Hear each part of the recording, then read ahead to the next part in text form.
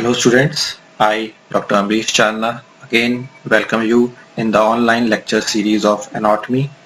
We have already discussed the hip joint and knee joint in our previous classes.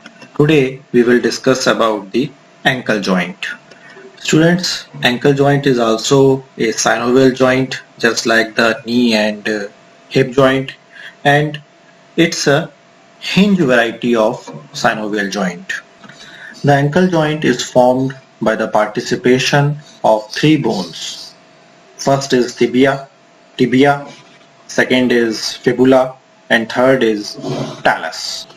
In this picture, you can see that this is the lower end of tibia and this is the lower end of fibula, while this bone is the bone of foot region, which is called as the talus bone.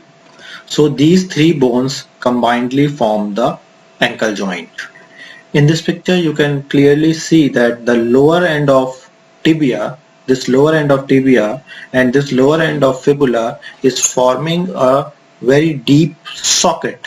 This deep socket into which the upper expanded part of the talus fits. So we can say that this socket is formed by the inferior surface of the distal end of the tibia. Medially it is formed by the medial malleolus of tibia, this bone, and laterally it is formed by the lateral malleolus of the fibula, and this superior surface of the talus fits into this socket. In this picture you can see that this is the talus bone. This blue colored box like structure is shown as the talus bone, and the articular part of the talus bone is shaped like a half cylinder with one end facing laterally, this end which is facing laterally, and the another end facing medially, this end. So these are the two ends. This is the medial end, this is the lateral end, and the curved upper part, this one is the curved upper part, upper surface of the cylinder.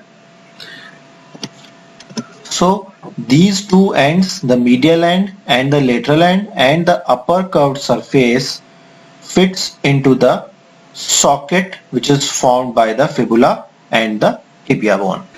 Now student, please pay attention on this picture. In this picture you can see that this is a talus bone and this one is the calcaneum. This is the calcaneum, anterior surface of the calcaneum. This one is the anterior surface of the calcaneum, and this is the posterior part of the calcaneum. Student, this is the superior view of the articular surface of the talus.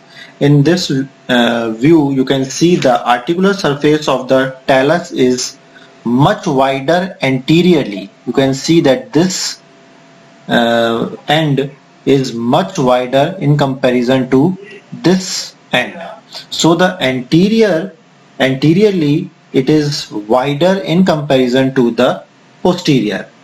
As a result, the bone fits tighter into this socket when the foot is dorsiflexed, and the wider surface, this wider surface of the talus moves into the ankle joint than when the foot is plantar flexed, and the narrower part of the talus fits into the joint. That is why this ankle joint is more stable in the condition of dorsiflexed. So we can say that when our foot is dorsiflexed, the ankle joint is more stable in comparison to when the foot is plantar flexed. That is why when we use high heel shoes or sandals, our foot is more unstable in that condition. Student, as I told earlier, it's a synovial joint, so definitely the articular surfaces are covered by the hyaline cartilage and the articular cavity is enclosed by a synovial membrane which is attached to the margins of the articular surfaces, and that synovial membrane lines the fibrous capsule which covers the synovial membrane and is attached to the margins of the articulating surfaces of the bones. Students, as we have already discussed in our previous classes, that in synovial joint there are always some reinforcement structure which supports the joint and the fibrous capsule, and these reinforcement structures are usually the ligament which supports the fibrous capsule and the joint. In case of ankle joint, the ligaments which support the ankle joint from medial side is called as the medial ligament, while which supports from the lateral side it is called as the lateral ligament. In this picture you can see this tibia bone. This one is the medial malleolus of the tibia, this one is calcaneum, and this is the navicular bone. So this is the medial view of the ankle joint. In this picture you can see this this medial ligament. Basically, medial ligament is large, strong, triangular shaped ligament. Its apex is attached above to the medial malleolus, and its broad base, this one is the broad base of the ligament. This broad base of the ligament is attached below to a line that extends from the tuberosity of the navicular. This one is the tuberosity of navicular. So this is attached, extends from the tuberosity of navicular bone to the medial tubercle of the talus bone. So this one is the medial tubercle of talus bone. So the base of this medial ligament is attached in a line from medial tubercle of talus bone to the tuberosity of the navicular bone, and its apex is attached to the medial malleolus. This medial ligament is subdivided into 4 parts based on the inferior point of attachment. The names of the 4 parts of the medial ligament are tibiocalcaneal part, or we say tibiocalcaneal ligament, tibionavicular ligament, anterior tibiotalar ligament, and the posterior tibiotalar ligament.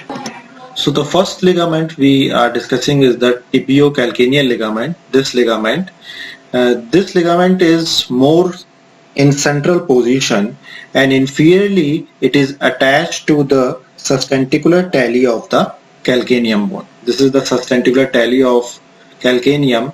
So above it is attached to the medial malleolus of tibia, and inferior side it is attached to the sustentacular tali of the anterior to this tibiocalcaneal ligament you can find this tibionavicular ligament. This tibionavicular ligament is attached on inferior side at the navicular bone. The third ligament is the anterior tibiotalar ligament. This anterior tibiotalar ligament actually lies beneath these 2 ligaments. Means this anterior tibiotalar ligament lies beneath the tibionavicular ligament and tibiocalcaneal ligament, and it is attached between the medial malleolus of tibia and the talus bone. Just similar to the anterior tibiotalar ligament, there is posterior tibiotalar ligament. In this picture you can see this ligament is posterior tibiotalar ligament, and this posterior tibiotalar ligament is attaches to the medial side and medial tubercle of the talus bone. Superiorly it is attached to the medial malleolus of the tibia bone. So students, these 4 ligaments combinedly form the medial ligament of the ankle joint. Now students, on your screen you can see the lateral view of the ankle joint. On this side you can find three ligaments. These three ligaments which connects the lower end of the fibula to the bones of the foot.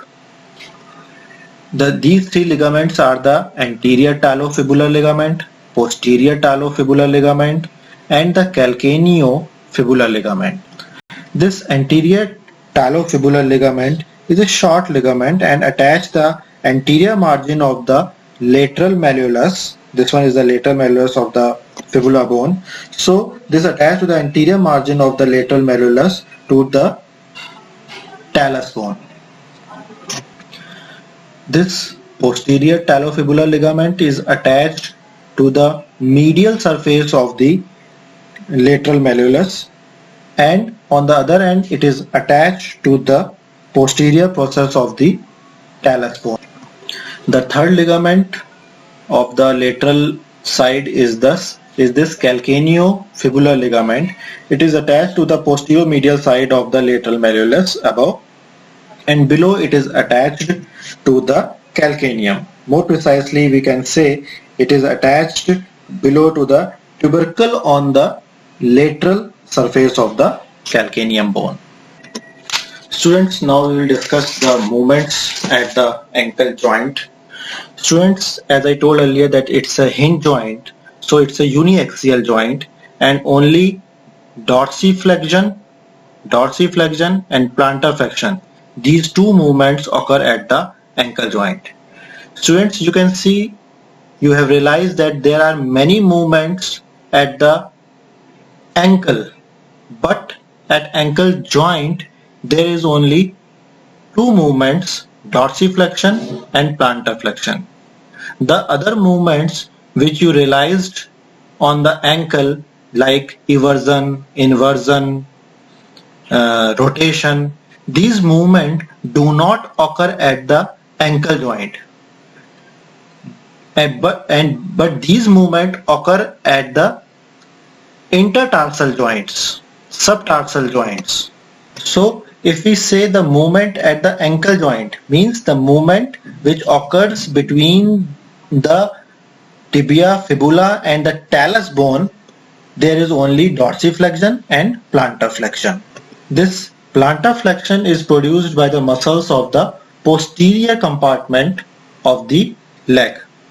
Means the muscles like gastrocnemius, soleus, plantaris, posterior tibialis, these muscle causes plantar flexion, whereas this dorsiflexion is produced by the muscles of the anterior compartment of the leg, like tibialis anterior muscle, extensor hallucis longus muscle, extensor digitorum longus muscle. So anterior compartment muscles causes dorsiflexion and posterior compartment muscles of leg causes plantar flexion. The students, you have commonly heard a term ankle sprain. So what is ankle sprain? Actually ankle sprain refers to the partial or complete tear in the ligaments of the ankle joint, either the lateral ligaments or the medial ligament. When they become tear, it is called as the ankle sprain. It usually occurs via excessive inversion to a plantar flexed foot. Out of the medial and lateral ligament, the lateral ligament is more likely to be damaged because the lateral ligament is weaker than the medial ligament, and the other reason which is very important is the lateral ligament resists the inversion, and this sprain usually occurs due to excessive inversion. So when there is excessive inversion on the rough surface, there are chances of tear of the lateral ligament. If we more precisely say lateral ligament, out of these three lateral ligament, anterior talofibular ligament, this ligament is more likely damaged due to excessive inversion. Students, as I said that there are many other small synovial joints besides the ankle joint in the ankle region. These are called as the intertarsal joints, means the joints between the individual tarsal bones. And these intertarsal joints mainly invert, evert or rotate the foot. So what is inversion and eversion? Inversion and eversion of the foot is actually the turning of the whole sole of the foot inwards and outwards respectively. So in inversion, the sole of the foot moves inwards, and in eversion the sole of the foot moves outwards. So out of these intertarsal joints, there are three main intertarsal joints. The first one is the subtalar joint. This is subtalar joint. This subtalar joint lies between the talus bone and the calcaneum bone. The second important intertarsal joint is the talocalcaneo-navicular joint. So this joint is talocalcaneo-navicular joint between the talus bone, navicular bone and the calcaneum bone. And the third intertarsal joint is the calcaneo-cuboid joint. This one is calcaneum, this one is cuboid bone. So this calcaneo-cuboid bone is also important in the movements of inversion, eversion and other movements of the foot. This subtalar joint lies between the inferior surface of the talus. This one is the inferior surface of the talus, which is concave in nature, and this is the convex surface of the calcaneum. So it lies between the concave surface of the talus and the convex surface of the calcaneum. So there are calcaneal facet. This is called the calcaneal facet. This calcaneal facet lies on the talus bone, and this is called talar facet, which lies on the calcaneum bone. So the talar facet of the calcaneum articulates with the calcaneal facet of the talus bone in formation of talocalcaneal joint or the subtalar joint. The second joint, which is called as the talocalcaneo-navicular joint, it is a very complex joint, and it lies between the head of the talus. This is the head of the talus, which the head of the talus articulates with the calcaneum, this calcaneum bone below, and with the navicular bone in front. So this talus articulates with the navicular bone on the anterior side, and on the inferior side it articulates with the calcaneum bone. Similar to the subtalar joint, this joint also allows the gliding movement, rotation movements of the third synovial intertarsal joint is the calcaneo-cuboid joint. This calcaneo-cuboid joint is also a synovial joint between the facet on the anterior surface of the calcaneum and the facet on the posterior surface of the cuboid bone. So this the facet which lies on the anterior surface of the calcaneum articulates with the posterior facet which lies on the posterior surface of the cuboid bone. This calcaneo-cuboid joint also allows the sliding and rotation movement involved with the inversion and eversion of the foot. So it should be very clear to you students that at the ankle joint there is only dorsiflexion and plantar flexion movement, whereas the inversion, eversion, rotation, gliding movement, sliding movement, that all occurs at the subtalar joint and the other intertarsal joints. With this, students, I hope that this lecture will help you in better understanding of the ankle joint and the role of intertarsal joints in the movement of the ankle. If you have any query, you are free to ask me through email or WhatsApp. Thank you.